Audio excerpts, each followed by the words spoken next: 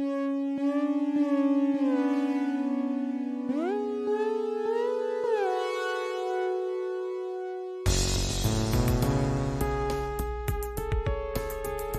have any of those? I'd like to see you incorporate them.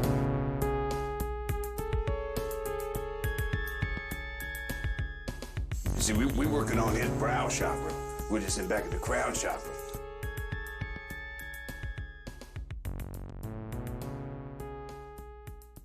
Welcome to Waxing the Porpoise. We're back at it on episode 14 now. This week we're talking a movie Steve has not seen previously. A little rare gem called The Battery from 2012.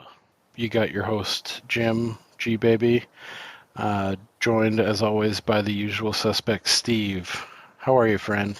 Great, friend. Good to see you again.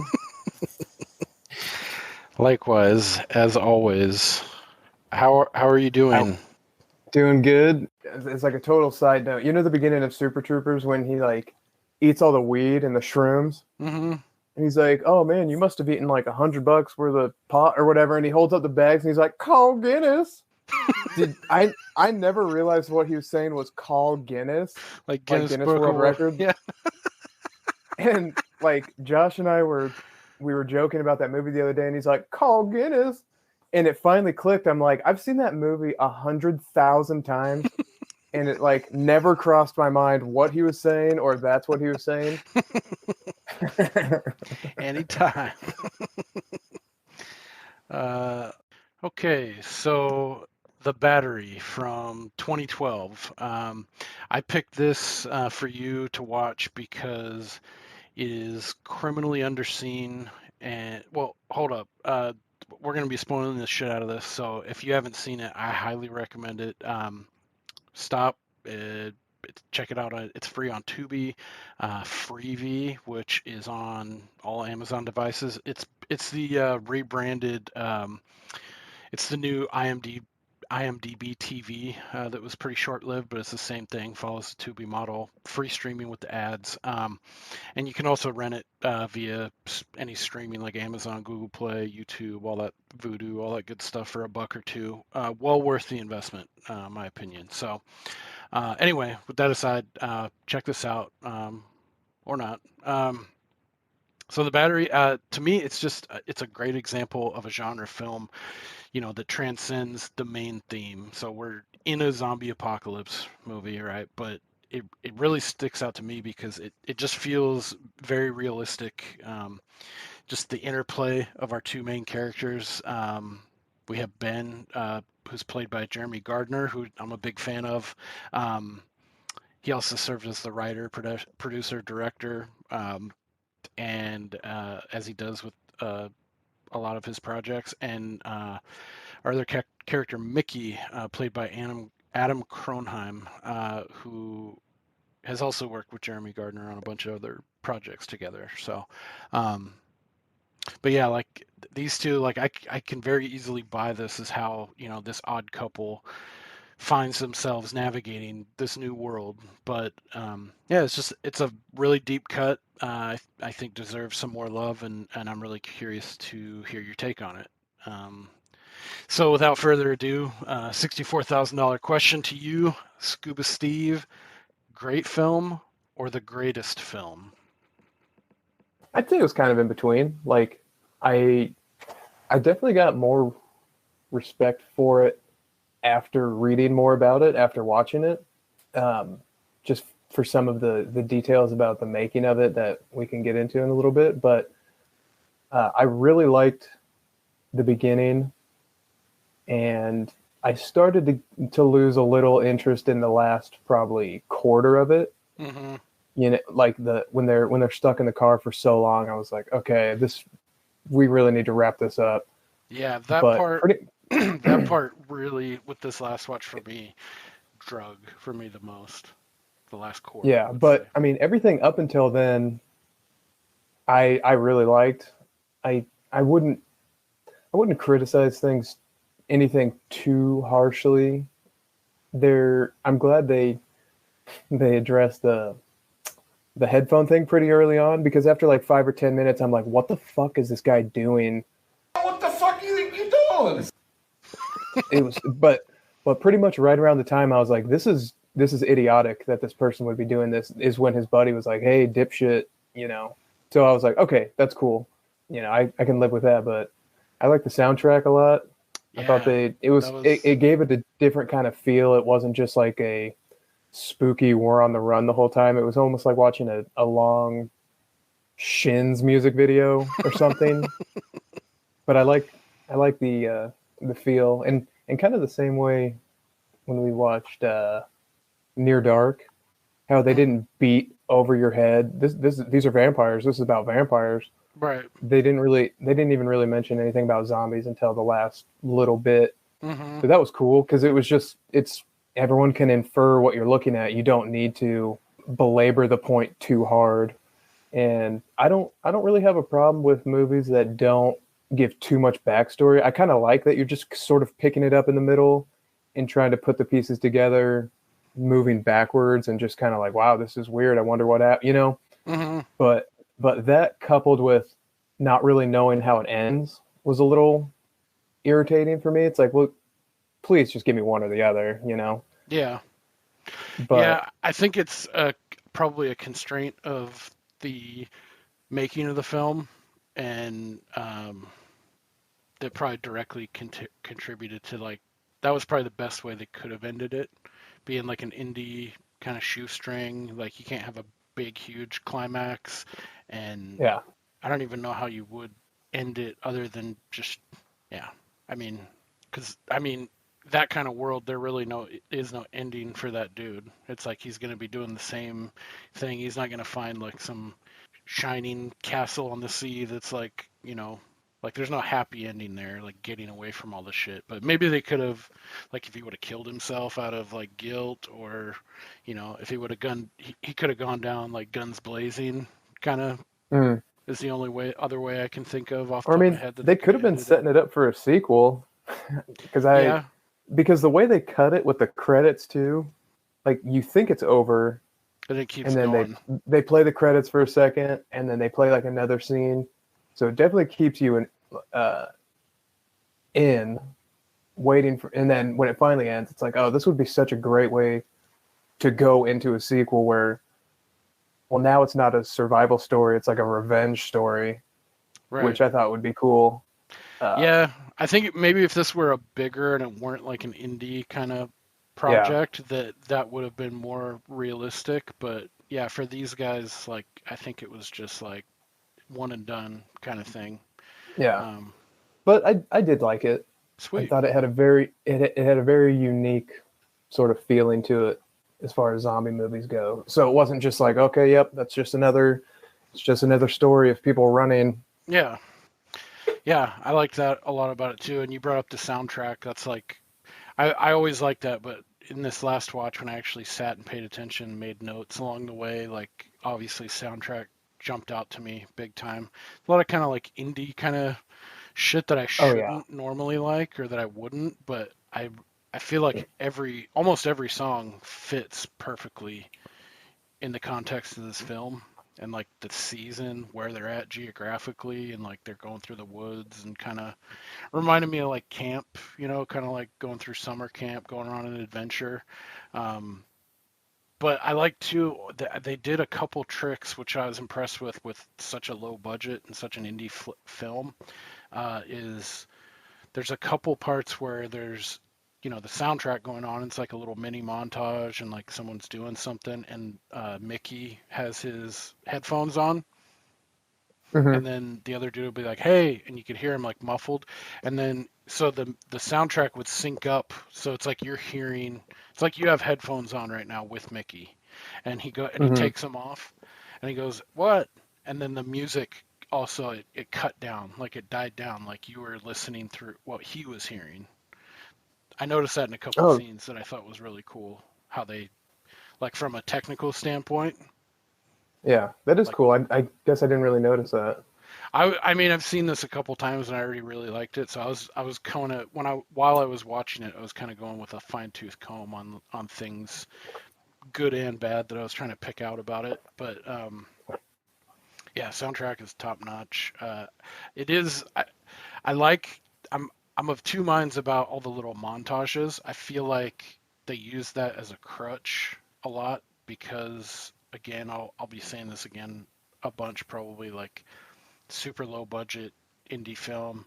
I think they pulled it off. They did a really good job, but they're pretty green.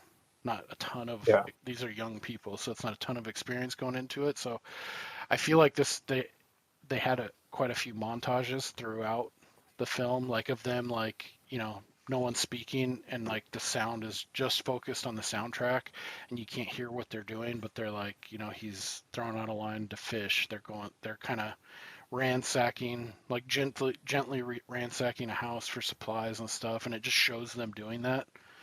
I feel like that was sprinkled in a little bit too much for my liking. Like they leaned on that method, but I also understand like it makes sense. Like, and two, I think get this out of the way. This movie was only made for how much do you think this was made for? Well, that's one of the things when I looked it up. Or do you already know? I almost, yeah, I looked it up, Oh, okay. and I couldn't believe. I mean, the number I saw was $6,000. Yeah, He needs some milk. That's nuts. insane. Yeah, I yeah. mean, So they must have all worked. You've seen direct to DVD and straight to cable shit that's got to have more than $6,000 of funding, and they're absolute garbage dog shit. Yeah, I can't remember.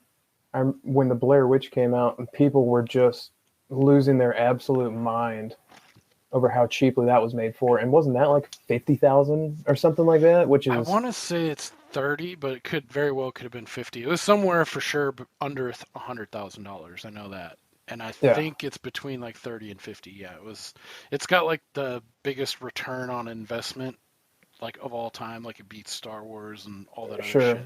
But yeah, that was very shoestring also. $6,000 is such a small amount of money. I bet like 25% of that could have been the camera. I can't imagine they paid the actors anything. I saw that they bought that car for $600. Yeah, that long ass Volvo. Yeah, I don't know how that's possible to make it on such a small amount of money. So yeah, that definitely was impressive looking back on it, because when the movie first ended, I was like, it's okay, it was fine. But then, kind of like almost every other movie we've talked about, the longer it goes, my opinion will either go up or down as time goes on, like as I kind of think about it more and more. But this one definitely went up, especially after learning the main guy, or one of the two main guys, Ben, wrote it, directed it, did like everything involved. Yeah, he's kind of an interesting character in and of himself. He's done a few pictures where he's wore many hats, and he just came out with a bigger one that had a slightly bigger budget, but it's like even more refined and like good looking. I'm not as big of a fan of the story, but it's called After Midnight. It was directed in 2019. It's kind of horror adjacent, kind of some romance, a little bit of comedy. His stamp that he puts on things, like how you're talking about, like how unique this film was. He has a certain flavor and like signature that you can identify, but it's not overt like a Wes Anderson film or something like that. Yeah, that's just what I was thinking. Yeah. He has a very unique style. But yeah, he's known for this, and I think too, like he's like a bartender in the South, like Florida. I think he's a Florida man. Interesting.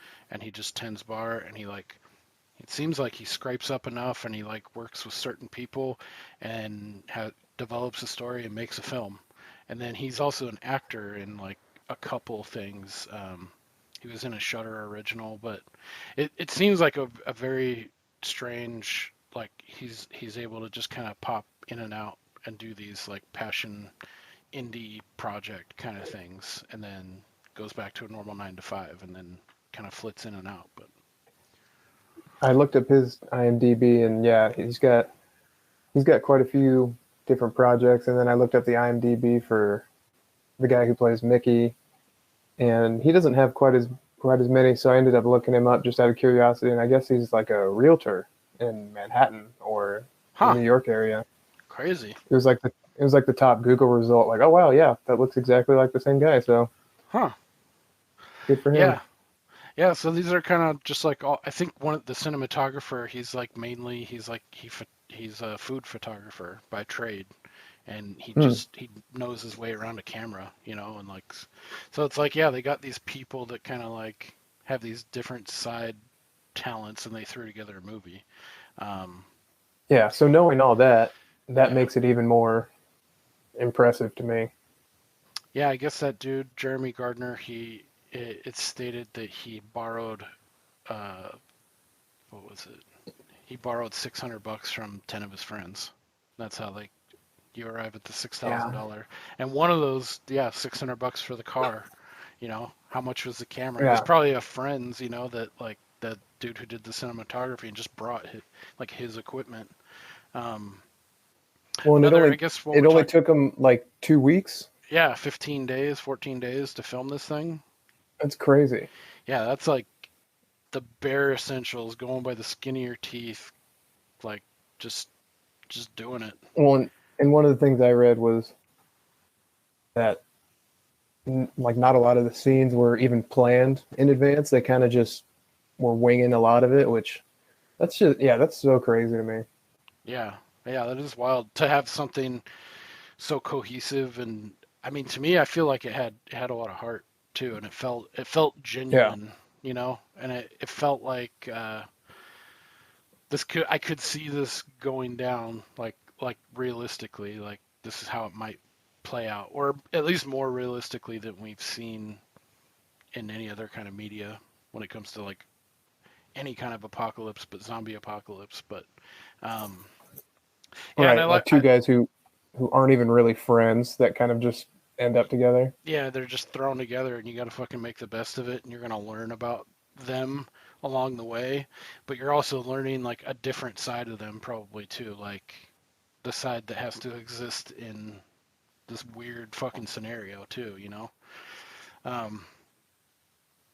yeah, it seems like and another thing I did like too is how it just kind of goes into a cold open. I really loved the beginning scene of him just like he's sitting out ripping a heater in front of this house, and he's got the headphones on with a really dope song, whatever that is.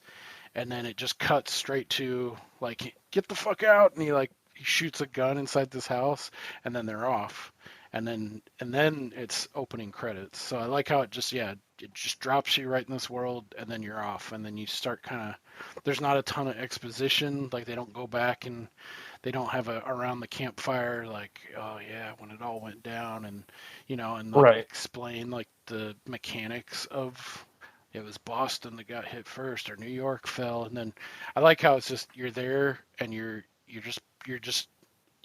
got on the bus stop and you get off at the next stop, and that's the story. So I like that a lot too. Yes, I agree 100% because there's so much. What's the word I'm thinking of? Like, there's so much room for it to get super cheesy and corny, to have one of those overly explicit explanations of what happened, like how they got there. It's like, don't even address it. We can do the math and figure out what happened. Yeah. And sprinkle in some details here and there, but it's like, you don't need to overly explain how you got your supplies, like where you got the gun, like we can figure it out. We can mentally keep up, let's just keep the thing moving along. And then I guess that's probably a good jumping off point just to give a quick synopsis. If you couldn't already infer, zombie apocalypse happens. We're in like the New England area, which I thought was kind of an interesting setting. But it's these two dudes who, I'm assuming like some kind of traveling or some kind of minor league baseball team. They were teammates, and so we got Ben, the bearded dude, and Mickey, kind of the more clean-cut younger kid who's a little bit more... The softy. Yeah, wet around the ears. They have to man up. They're just crisscrossing the back roads of Connecticut, which it was filmed on location. I couldn't find where. I was really curious to see whereabouts, but yeah, they're just kind of making their way across this new landscape, and they do drop a couple hints about timing. Like, remember 3 months ago, and like this when it sounds like they were in Massachusetts, and they were holed up in a house in Pittsfield, Massachusetts for like 3 months, probably when all the shit hit the fan, and that's why the main character Ben doesn't like to be, he doesn't like to stay in one spot for too long. I think later on he even likens it to, he's like, we're like sharks now. He's like, we're always moving, always, going on to the next thing. If we stop and we stay still, we die, like. So he had a bad experience, like being holed up in a house, whereas Mickey is he's the softer of the two gentlemen, and he's still, like, hasn't given up hope. I don't think. He's still clawing back for, like, the idea of, like, the power's going to go back on one day and he'll get to sleep in a bed and inside a house, whereas Ben is the much more practical of the two, and, like, realizes, like, even if that did happen, we'll probably be dead and gone before things ever turn a corner of any kind. So yeah, he hasn't quite accepted the reality of the situation. He's like looking at pictures of his dead girlfriend. It's like, dude, you gotta move on. You can't just be sniffing her underwear or whatever he was doing. Yeah, and he's always buried in his headphones. He's like, there's a couple scenes where it shows how, like, OCD he is about his batteries, and, like, that's probably the first thing he looks for when they come along to a new house and they have to scout for supplies. You'd be thinking, like, water and, like, the necessities. I bet the first thing he's looking for is pilfering through remotes and shit for batteries,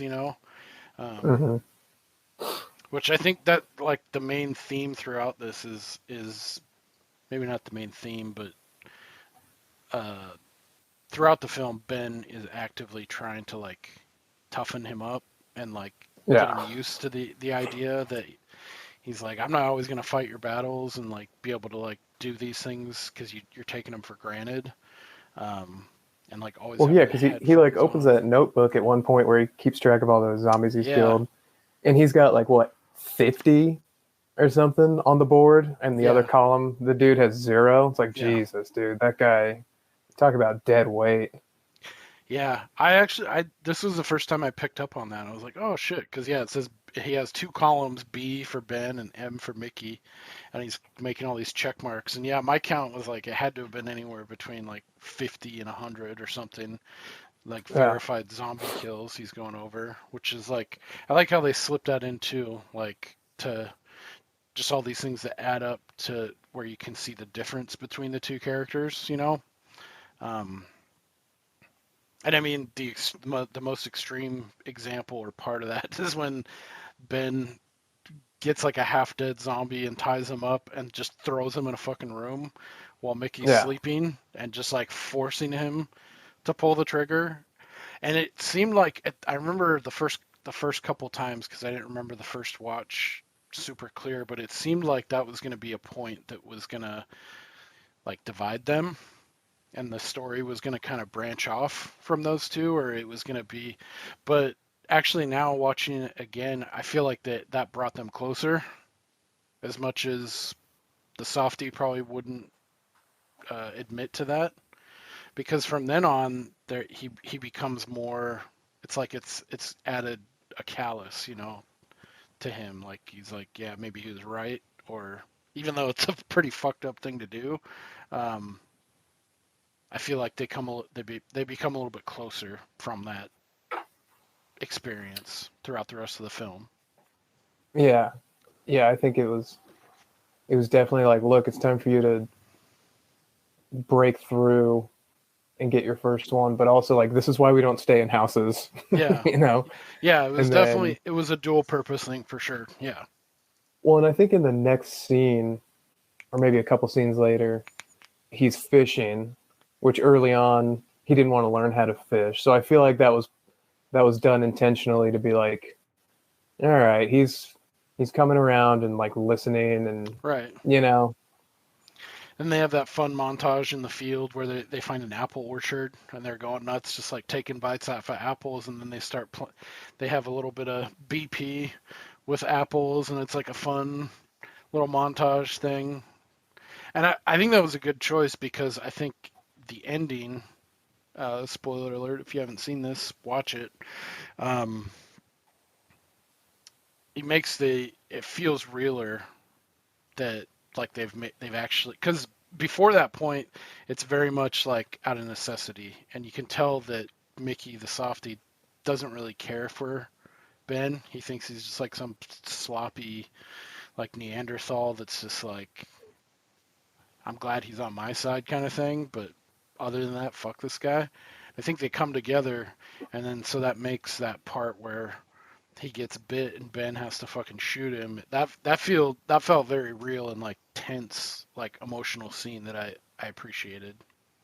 I wasn't expecting it Yeah. because some of the tone in this movie kind of hops around a little bit, and it's like jokey, kind of funny, and doesn't take itself too seriously. But then that part, it's like, whoa, it's like shit just got real, you know? Like, I thought it was super well acted too. That last scene when he gets back in through the sunroof and he's like drooling and shit and he's crying and he knows like he's fucked.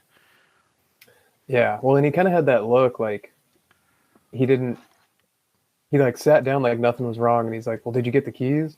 And he just like kind of turns and looks around, and I was expecting him to hold up the keys, like, "Got the keys," you know. Yeah. But instead, he just turns around and like holds up his hand, like, "Oh, you're fucked." Yeah. Yeah. So when they were talking to the gal on the walkie-talkie, God, and he was being such a bitch. Yeah. And she mentioned something about like the orchard or whatever is what they call their homestead or wherever they are. Right. So then when they get to that apple orchard or whatever, I was like, oh shit, maybe this is the orchard where they are, and maybe they'll run into each other. But that didn't end up happening. But and then I also thought when they were stuck in the car, I thought she was going to come back and like check on him and sort of rescue him or whatever, but that didn't happen either. So there were definitely a few points where I thought I knew what was going to happen, and then it just did not happen that way. So the guy whose car they find, who's run out of gas, and he like holds the knife, that part was awesome. Yeah. But that guy looks so familiar to me. I was Googling him forever because I don't know if I saw him in like a commercial for something, but he there was just something about his face. I know him from somewhere, or maybe he just looks like somebody that looks really familiar to me, but I probably spent most of my time researching this movie, just looking up who is this guy. Yeah. I couldn't find anything helpful at all. Yeah, he's a very generic looking, like American suburban, like dad, prototypical like white goofy dad that wears knee-high white socks and arrow marks. Yeah, definitely a goof. Yeah, I like how they didn't stay in one place for too long, and they kind of kept hopping around at different scenarios. It felt nice and fresh because there's some spots too where, they're mainly kind of traipsing through, crisscrossing through the forest and like parks and stuff, which it actually does make sense. He's like, I think Ben mentions that too, like, I didn't say there wouldn't be any monsters or anything out here, but there'd be less of them, which makes sense. Like the food source is humans, they're gonna be attracted to or congregate to major urban centers. So, but there are scenes like where they I'm sure they had to go out on the open road for supplies or cigarettes or whatever, and they stop at a hotel and they kill a couple zombies and. Yeah, I don't even remember them saying the Z word in this film. I think there was one point where Ben calls them, and he's like, I didn't think we were going to be surrounded by fucking monsters or something like that. So I like that aspect of it too, how they didn't. Well, yeah, there's that part where they're drinking, and he's like, say it. Oh, yeah. When they get shit-faced in the back of the car. He's like, say it. I guess they actually got shit-faced for that scene, and there's some stuff I could see that. Yeah. It seems pretty realistic. The nature of the film and how they shot it and everything.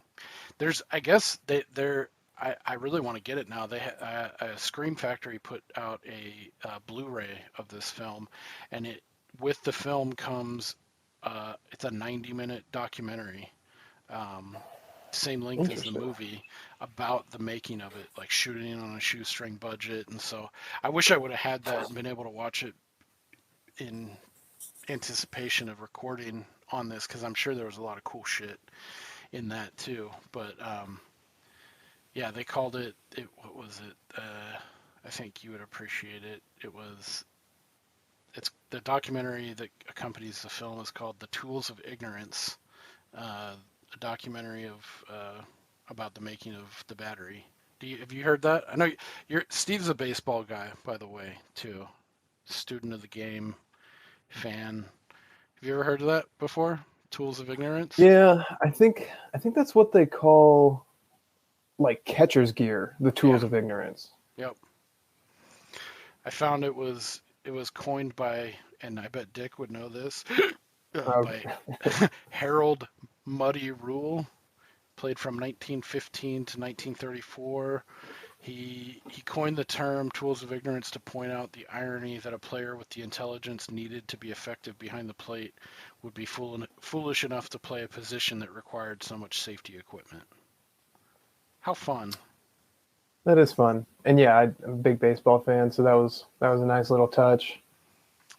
What'd you And think? yeah, I didn't realize the battery aspect. Did that jump out to you, seeing the baseball bat and seeing they're ball players, and like, oh, it's the battery, the catcher. well, I saw when I first read the brief little description, because I like to go into this kind of thing with as little information as possible. Like I don't like to watch previews or Right. even read like a brief synopsis or whatever. But yeah, the description said something about like a pitcher and a catcher, and so I was like, oh yeah, because that's what they call a battery. It's like the pitcher and catcher.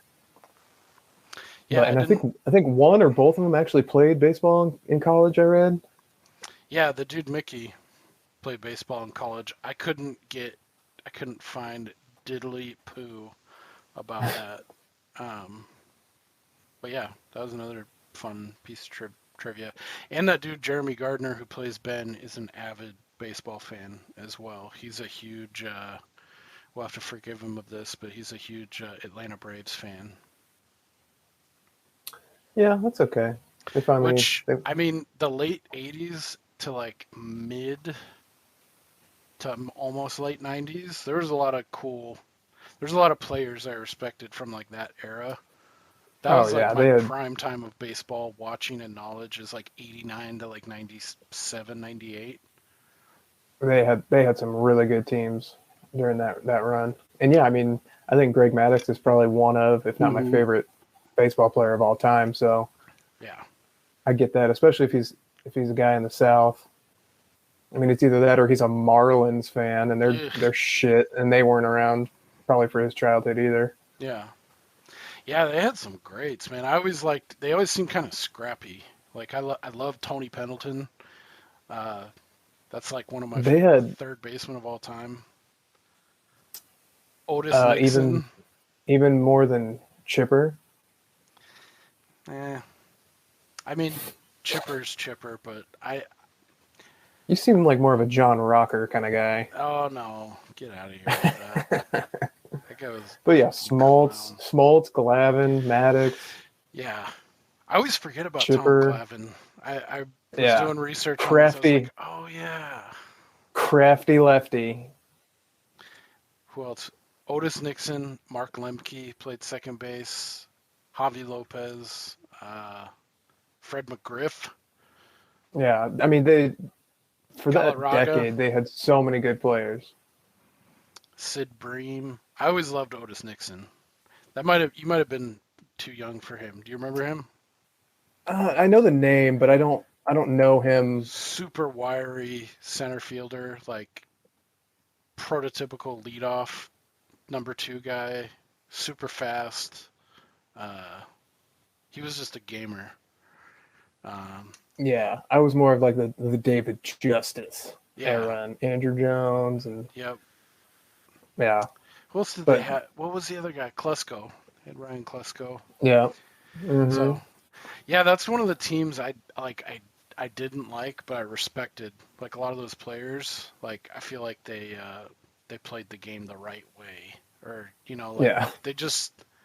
they had something about them. But anyway, for all the non-baseball fans, I thought that was fun, and I thought that would be the biggest thing that would carry you through if you did like this film because how much you like baseball, and I feel like it's sincere, even though it's not Hmm. beating you over the head.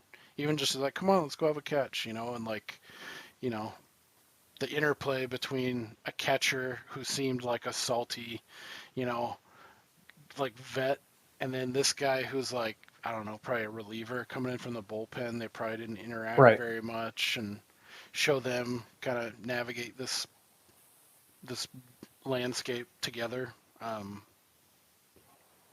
Yeah, and especially for young guys, the catcher is going to be the one calling the shots, in Yeah, charge. Like it's like in Bull Durham. The catcher's sort of like, and it's not always true, but the catcher's certainly like the quarterback out there. He's the one calling the right. game.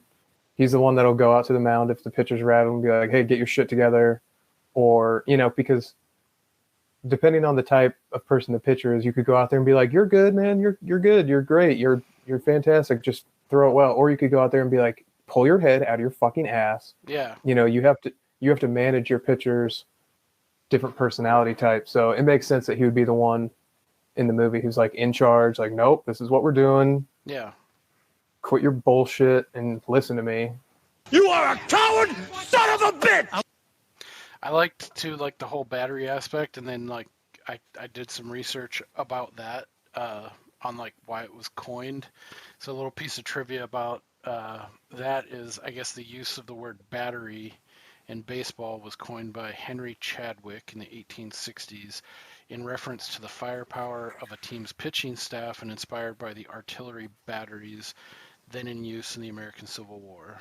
Later, the term evolved to indicate the combined effectiveness of pitcher and catcher. And then, even more interestingly, I guess pre-1960, so like 1860 or 1890 to 1960, it was way more prevalent of having a pitcher and catcher duo, or like Mm-hmm. a pitcher who was very particular about this guy's gonna catch me versus like, well, Mm-hmm. no, this is our starter. And you can see like it's like it falls off of a cliff after like 1960, like of that even existing. And I thought it was interesting. It was I think in the late 60s, early 70s, fuck is his name? I can't remember the pitcher, but it was for the St. Louis Cardinals, and it was Bob Boone, father of Aaron Boone. Okay. He was like an all-star catcher in the late 60s and early 70s, but this, for whatever reason, I think it was Steve Garvey.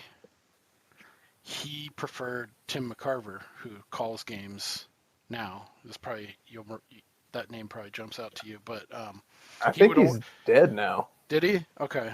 Well, he would only pitch to him, which I thought was kind of interesting because that's like really the only blip. The only other incidents that I saw, and it makes sense, is knuckleballers Yeah. can be very particular. I was going to say, yeah, because catching a knuckleball is tough. Tim McCarver, not dead.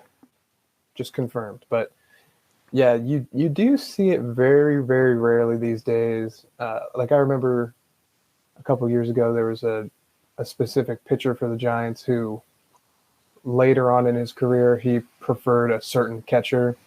But I think that might have had more to do with he was sort of in the twilight of his career, and I think him and the everyday catcher didn't exactly see eye to eye. So I think in his mind it was because his lack of performance was because of the catcher, so he wanted this other guy to catch for him. Mm-hmm. But I can think of a couple times where in the last 10 or 15 years a guy gets traded, a pitcher, and then they also go and pick up his preferred catcher because they just work really well together. And yeah, because when you see a pitcher and catcher who are not on the same page, it's not good because Why the hell is he shaking me off? Yeah, I mean, you see the guy who's just shaking over and over and over again, and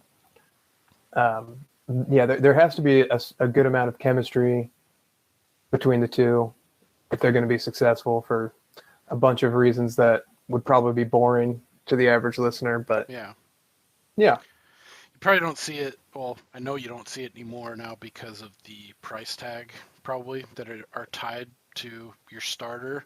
Whereas in back of those days, I mean, I think the stakes were way lower. Players were paid way less, and there wasn't such a magnifying glass on like marquee players, you know. So if you had, yeah, and free agency wasn't a thing back Yeah. then. So I mean, you see guys now, they'll play for 10 teams before they retire, and back then you didn't see a guy change teams. right, So they got to know each other better, and they played together longer, and yeah, so yeah, it's interesting. yeah. So very authentic kind of feel to it. I like the baseball influence that kind of permeates the flick. Oh yeah, a couple more pieces of trivia. So when they're getting shit faced in the car, or when they're trapped in the car for God knows how long, the bottle in the urine or the bottle of urine in the car was filled with real pee. Oh, nice. The engine of that Volvo station wagon died during the shooting of the movie. Fortunately, this was towards the end in the scenes where Ben and Mickey are trapped in the car surrounded by zombies, so the station wagon was put in neutral and rolled onto someone's driveway at the end of the day's shooting. I wonder how Oh, much of nice. that was like if they changed or altered the story, because like you said, they went into this with like $6,000 and a crew, small crew, and didn't really have anything plotted out, and they just shot, and they kind of made it up as they went along. I wonder how much of that uh, dictated. Influenced why the Yeah, last like 25 minutes, it feels like, are just yeah, in the back of the car with nothing going on. yeah, And when Mickey went out to go get the keys, how do you not tear the fucking blankets off the windows to be able to see like what's going on out there? Where is he at? Is he yeah, getting attacked right now? Or I don't know. That might be the only part of the movie that I was like, take the fucking blankets off the windows. God yeah. damn it. Chase, what the fuck were you thinking about here? Well, I mean, I could buy that. Like, what if you didn't want to see him getting ripped apart and shit, and like maybe just out of Well, you sight, got to out of know when mind. he's coming back. Do you have time to open the window for him? Or Yeah, that's true. I think that's one of the pieces that falls apart for me at the end is, well, I think the length of time that they stay in the car, they could have trimmed that out. It would have felt I would have enjoyed that more. Because on this watch, that part definitely drug on for me. But also too, like after he goes out and dies, it's like, oh, I can just get out, you know, like, or I'm gonna. yeah, and what was It's he like sit and think tearing about that? it for like 15 more minutes. Yeah, and it's like, well, and why was he tearing that baseball apart? I thought he was going to make some sort of weapon or something using the string, but it kind of just showed him tearing it apart. Did I miss something? Am I stupid or? No, and as I was watching it, I was like, what is that for? And then, yeah, I don't know. I thought he was Was going it? to use it to like set fire or something, make some sort of Molotov cocktail or something with the liquor. Or Yeah, I don't know. Now that you say that, maybe it was to like reinforce because he got shot in the fucking leg. Maybe it was yeah, to reinforce or cinch up for circulation. I don't know, but it was funny when she shoots him and then just throws the keys in the bushes. Like, well, you could have just done that and not shot him. yeah, it's like, dude.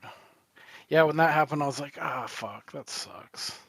Well, and because from her point of view, it's like, well, I have to shoot you because you know about the orchard. But then she makes a comment like, it's not what you think it is. Well, it's like, okay, your partner is standing right next to you. So if you're worried about being in cahoots with these other dudes, like, well, he's there too. So it would either be like, well, you're fucked either way, or this guy doesn't care also, so you didn't really need to shoot my buddy in the leg and then throw our keys. You could have just been like, don't follow us, or they'll kill you.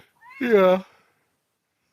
I guess that's subjective too, though, because he seemed like a dumb meathead. Like, he might be just waiting for a chance to screw her over or something, but any hoodles. Yeah. Yeah, I think that's about all I got for this Yeah. one, but I'm glad you liked it. I did. I wasn't sure. There were parts, I think going into it, like, oh yeah, the battery, zombies, it's different, baseball.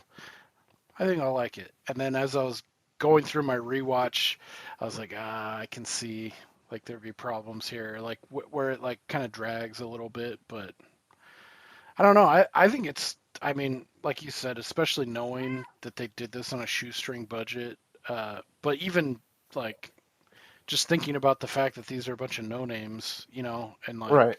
it's an indie flick, but it has such a high. I feel like it had a really high quality of like the acting felt real. Yeah. And I think the way they shot it, I mean, some of that stuff was real, like them getting drunk in the car, and like I'm sure a lot of that had to come out by virtue of not knowing what you're going to shoot. Like I wonder how real them getting on each other's nerves would be in that kind of a shoot, guerrilla style. So I don't know. It felt like, very real. I feel like this wouldn't be complete without talking about the masturbatory. the biggest what the fuck moment was when. Yeah, I was like, "Are you kidding me? What are you doing?" Yeah. And his reaction's perfect too. Yeah. Like, what the fuck are you doing? Oh man. I love that part too. What does he say? Like he's so Mickey is in the Volvo that they've put down the seats, and so it's like a bed they can sleep on. Ben's out doing something, fishing or something, getting firewood, and Mickey's just sitting. He's, as usual, he's got his headphones on. He's just spacing out, ripping a heater indoors in the Volvo, and then he's startled because a zombie chick who's like, in her 20s probably, bangs against the fucking car, and so it startles him. He wakes up, and the first thing he says, he gets up, he's like, no, shut up, like, you telling it to shut up. I guess maybe like it would bring other zombies, like the noise factor, but I just thought it was funny, like that was his first reaction, was to tell it to shut up, and then his next reaction is like, oh fuck, I can squeeze one out to like something that's alive, technically. Yeah, I like that he wakes up, doesn't realize Ben is gone, looks around, and there's the note that's like, went fishing, don't die. Yeah. And then, when he comes back and shoots her, he's like, oh, I'll come back. Yeah. He's like, yeah, you finish up. I'll be back. Yeah, that was super funny and bizarre, but yeah, that's like one of those little things in it that was like lended, that uniqueness to the film. Like I probably wouldn't have gone with that choice, but I think it still fits in the film. One of the little bits of trivia I saw, I don't know if you saw it too, but that was originally supposed to be like an attempted rape scene. Like, Jesus. Oh, jeez. Like rape a zombie? I guess. I mean, I have to assume. That so would have been after reading that, it's like, oh, yeah, well, thankfully they just ratcheted it down to this weird jerk-off scene. Yeah. Yeah, that was a good call. Whoever the no man was on that idea. Well, and I don't know if you saw in the credits. I had to look back again because it went by so fast. It's she's listed as fresh slut zombie in the credits. Nice. Like, imagine like going to an audition. Yeah. And you have to list your credits. You're like, oh, I was in that movie, The Battery. I played one of the zombies. Like, oh, nice. I've seen that. Which one?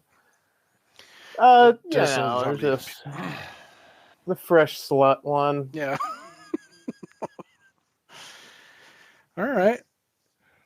Well, I don't think I have anything else for this one. It's kind of a one and done. If you like this kind of flavor, you might like After Midnight, also by Jeremy Gardner. Um, there's another one I've been meaning to watch of his. I think it's like Tex Montana Won't Die. Or oh yeah, I saw something like that. yeah. This guy too. He looks very much like a Ron Swanson's younger brother. That's who I Yep. got. Some Nick Offerman vibes for sure. I definitely was as well. Yeah, it's called. There's another one he made. He followed this up, the battery up with Tex Montana Will Survive, and that dude who plays Mickey's in it. Christian Stella Oh, nice. also co-directed it, who was the cinematographer. So he has like 3 or 4 buddies that he's worked on like virtually all of his projects, I think. But I will say, yeah, After Midnight, made in 2019, is definitely his most polished project to date. But I think The Battery for me is the one I'll always look to or recommend right off the bat. Because I think you can, like, you don't even necessarily have to be into horror, especially at least with zombies, because this is very much not about that, to me. Yeah, for sure. And it's kind of a cool, like, slow burn. You know, it's not like, because one of the things I don't like about the kind of modern horror movie style that we've talked about is it's just super high intensity, you know, jump scaring, and it's like they just try to ratchet it up to make it more intense, where like those older horror movies or older zombie movies, it's like creepier that it's slower, because it's Right. not, you know, the tension is building instead of like driving 100 miles an hour the whole time, where it just drains you that way. When it goes slow, it's just a different flavor that I prefer. So Yeah, instead of seeing like a tsunami of zombies and the fast, aggressive ones that fucking can run like cheetahs and shit. yeah. Yeah, I think this is a good summer watch too, because it kind of, you got the baseball thing, and you know, going through And the you had said forest. the story was adapted from a short story that was written by Stephen King's son. Is that right? No, that's Black Phone. Oh shit. Okay. Yeah. Because I was gonna say, when I saw this was set, it's funny because you and I were just talking about that movie yesterday, and I must have juxtaposed them together. Because yeah, when you were talking about New England, I was like, well, yeah, of course it's set in New England. Everything fucking Stephen King sets is in New England.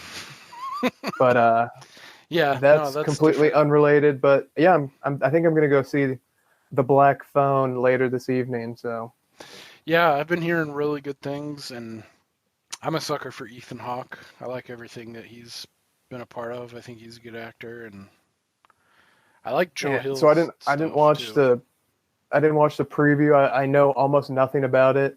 I did see a trailer for it in Top Gun, but it was like 30 seconds, and it was just a phone ringing, and literally that's it. Huh. So it didn't tell you anything about the story. So I was asking my old lady if she wanted to go and watch it too, and so she's watching a preview over in the other room. She's like, even the preview was horrifying, so she's not going to go. Really? That's crazy. It didn't look super horrifying to me, but I mean, maybe she knows. She's got to be in the right mood to watch a scary movie. Yeah. I mean, Otherwise, I guess she'll make me sit in the. Otherwise, I'll have to sit in the bathroom with her while she's taking a shower because she gets scared. You can't close your eyes when you're getting the shampoo out. Like, if you're gonna get killed by a ghost or something, there's nothing that me sitting here is gonna do. But right? Sure. They'll just go right through you. Well, Yeah, this is a good summer watch. I feel I like it a lot. But oh yeah, dude, Ethan Hawke, real quick.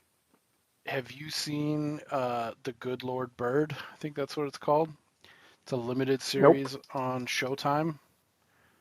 Never even heard of it. Oh man, it's so good. It's I think it's a dramatic. What's it called? The Good Lord Bird.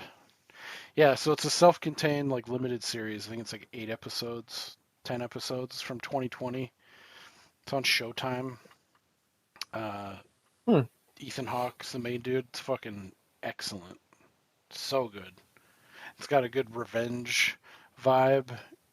Yeah, it's awesome. I think you'd like it a lot. Knowing that you like a good Western, I think like Tombstone. It's definitely more I do like a gritty. good Western. Definitely more gritty than Tombstone, but yeah, that's a super strong recommend. A dramatic and historical tapestry of antebellum America. That doesn't And do it Antebellum means justice. before the Civil War? Is that I think right?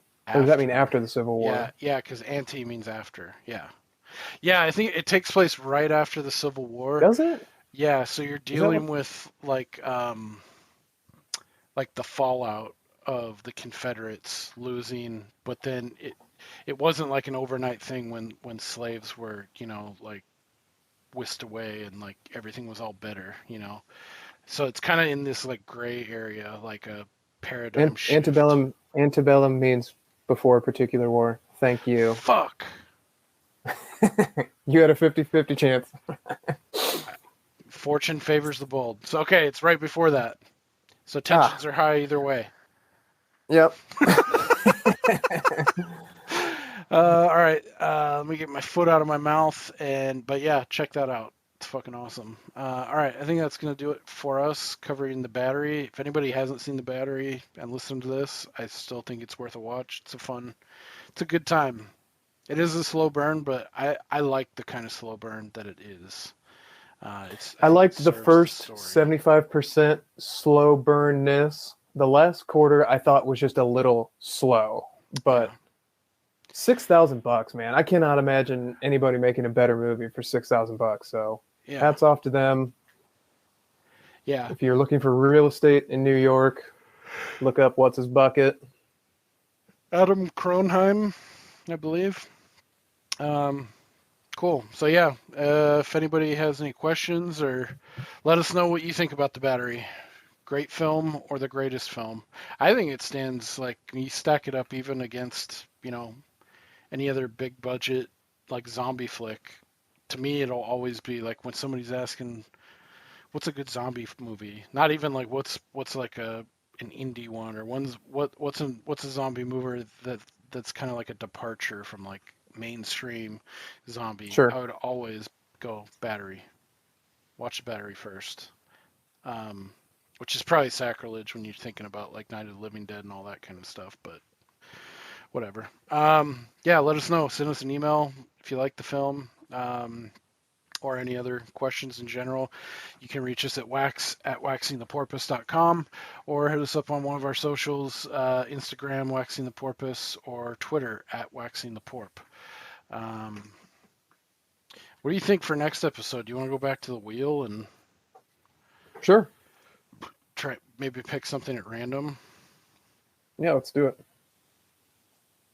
I know this was supposed to be kind of like a selling point, or like a part of the novelty with this show, but the reality of trying to do that and like, oh fuck, now I have to research this for a week and stay on schedule has proved taxing. Sure. Sure. Yeah, great, grand, wonderful. No No yelling on the bus. All right. Let's see. Okay, so the randomizer's giving us movie, so we'll go back to movie. Highlander failed recording, so that's not in the running. Let's see. And we will be watching Chinatown. Woo! That's going to be a good one. I can't wait. This isn't really a deep cut, but I think it's so old, and Roman Polanski's kind of got a stain on him that I don't think it's as talked about, at least nowadays. So for a younger generation that's never seen it too, this is an excellent film. Some say maybe the greatest film, one of the greatest films ever made. It's from 1974. That's bold. Dude, this is one that really, like, when I watched it, it kind of blew me away. And I was I know nothing about it. It was kind of a turning point for me because I think of like before this point, anything before like 1978, I was like, jaded, like younger generation type person. Like, yeah, fuck those old movies. I think automatically of like black and white and boredom. And long. Yeah, I don't want any part of that. But this was like a turning point when I saw it. I was like, oh, it's like shit that's old can be cool or like poignant or like having a fucking hard edge on it, like. So this is definitely one that took me like, okay, I need to start watching some of these like some of these older flicks, which I'm glad I did. So Jack Nicholson now or 1974? Yep, he is a young ass buck in this film. That just seeing him act and being the way he is at like, I don't know, he's got to be like early 30s when this was made. It's pretty interesting, but damn, cool. So that means he's in his 80s now? Wow. Yeah, he's fucking old, man. Let's see when he was born, Jack Nicholson. He was born in 1937. God damn! So he was... So that means he's what, 85? Yeah, 85. So when this depending on when his birthday is. April 22nd. So yeah, so 85. Aries? Maybe a Cancer. 37, 74. So he was what, 40? Did you just ask what his astrological sign was? You fucking loser. What's your moon? What's your rising? So yeah, it looks like he was... At least you didn't do that thing where you're like, oh, he's an Aries. That makes sense. Yeah. Okay, cool. So yeah, next time we'll be talking about Chinatown. It's on HBO Max right now. I think that's the only place for free streaming. Sweet. Cool. So until next time, thanks for joining us on this one. Don't be afraid to send us a review or a rating on any of the primary podcast platforms or podcatcher, as it were. We'll check you guys next time. Thank you. Yours.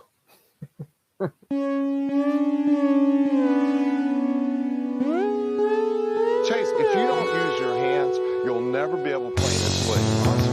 You've got to shoot your hands to his chest. You've got to. You've got to. I don't remember hearing that one. You're standing straight up and down like a wedding dick.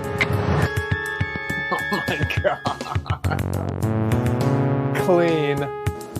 Chase, what the fuck were you thinking about here?